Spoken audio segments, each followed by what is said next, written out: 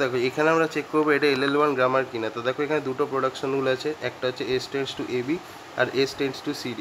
তো এবার আমি যদি ফার্স্ট অফ S বার করি তাহলে সেটা কী হবে, দেখো সবার আগে S এর এইখানে ফার্স্ট পজিশনে কে আছে, স্মল এ, তাহলে সেটা তো তোমার সেটে ইনক্লুড হবেই।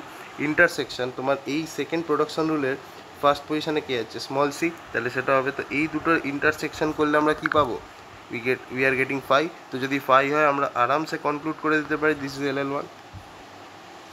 চলো এটা দেখি weather this grammar is LL1 or not. তো এটাকে আমি দুটো প্রোডাকশন রুলে আগে ভেঙে দিই, একটা হচ্ছে S টেন্ডস টু ASA আর একটা হচ্ছে S টেন্ডস টু নাল।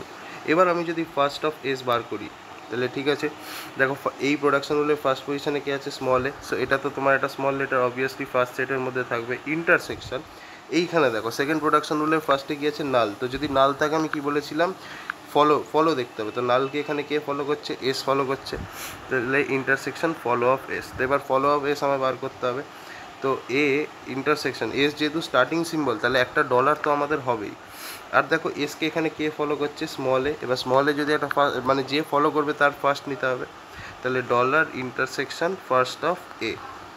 তাহলে এটা আলটিমেটলি কী হয়ে যাবে, A intersection dollar intersection A. So সব মিলে দিস ইজ গেটিং, মানে ইন্টারসেকশন নিলে কী পাচ্ছি, A. So it is not equal to 5। তো তাহলে এটা LL1 হচ্ছে না, LL1 হচ্ছে না।